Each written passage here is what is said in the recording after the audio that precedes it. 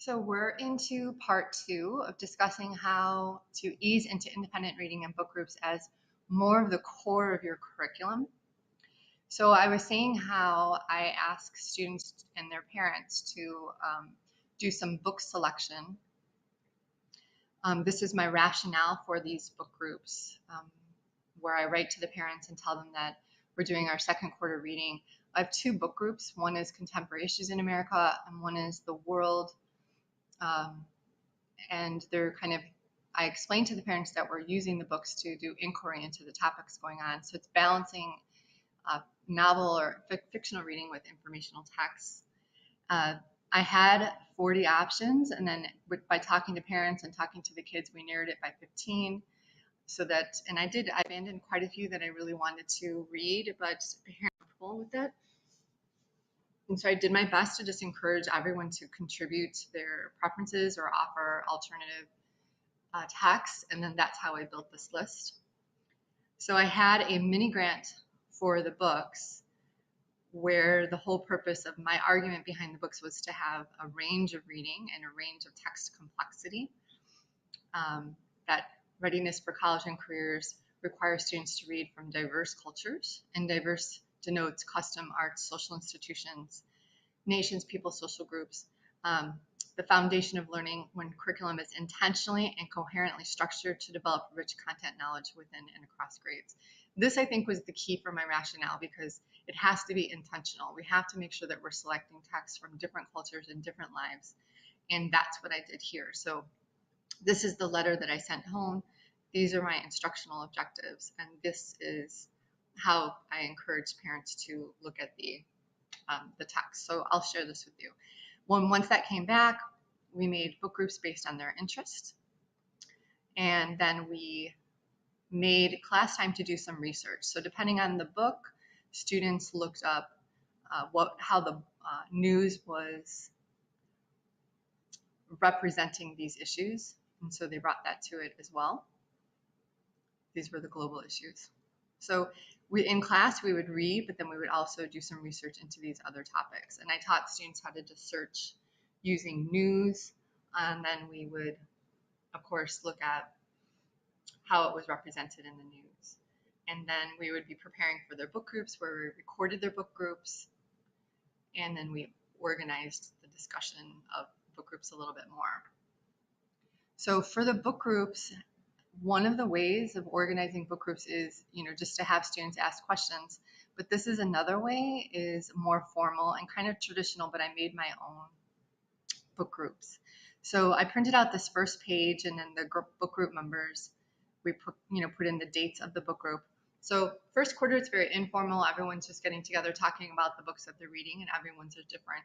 Second quarter is more formal. Everyone's reading the same book in their groups. These are some of the different different jobs that students can do. And then I just made a one-page guide for each student. So the students worked on this during class time, and I was able to support them during class when they were reading it. That way, when they came to the group, they all had something different to contribute. If they're just asking questions, sometimes the same questions are going to be asked, and then the book group might fall flat. So this is on one side of the book group sheet, and then on the other side, I'm just going to scroll to the bottom. This is how they do their research when they're reading the news. So they put in their URL, the headline, and then they talk about the tone of the headline, the credibility of the source, the jargon. They do some analysis of the images. They look at the sources or the references within the text. They look at the facts within the text, statistics.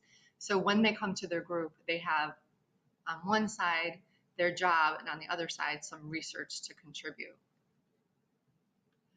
Now, third quarter, I asked students we start the quarter by selecting 5 books that they want to read. So we spend a day or so researching Goodreads and Amazon and talking to friends, and because by third quarter people have read a variety of things.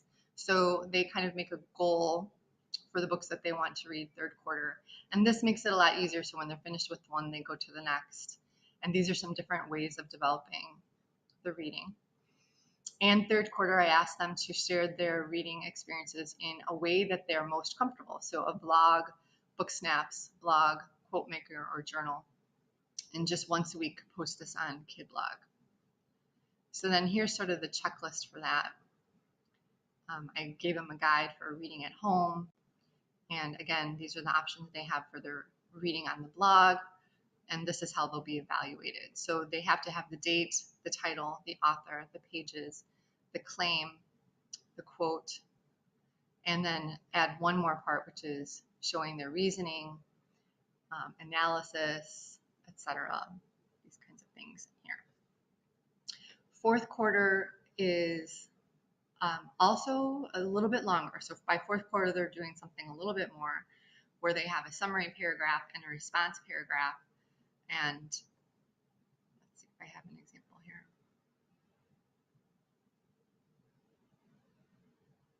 And let's see if I can pull up KidBlog.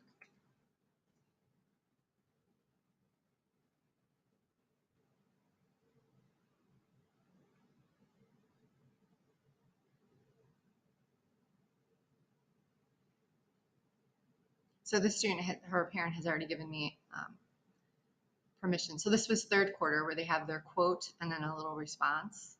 So it's a quote and a passage. And fourth quarter,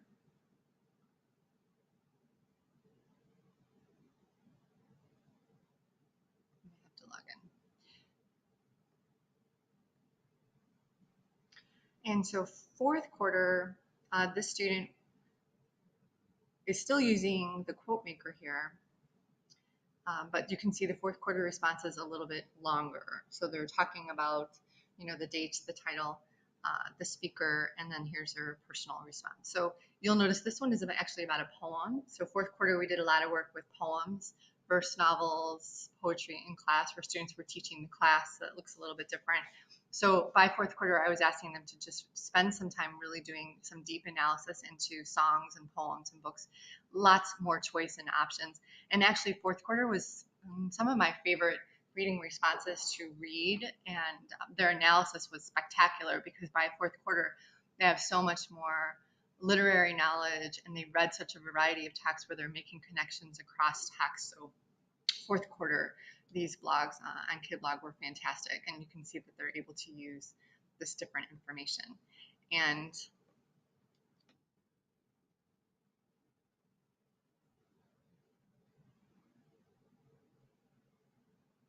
I'm going to just click over here. And this looks quite different for, this is a third quarter one. I'm kind of going back a little bit, but you can see this student chose the blog, so it looks quite different. And then he was kind of mixing it up between writing responses and then doing the blog.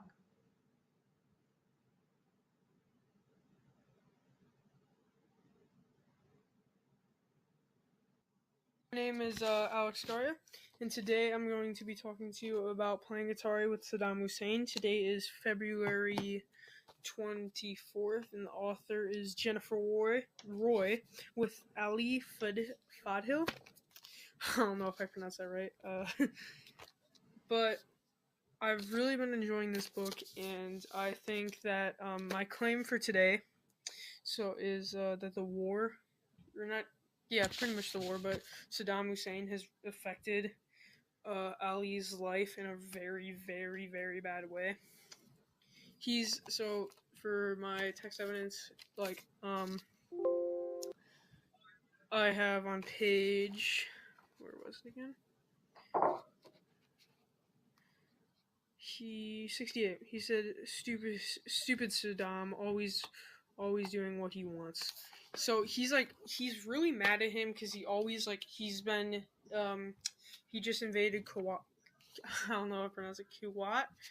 I don't know exactly, but he invaded it.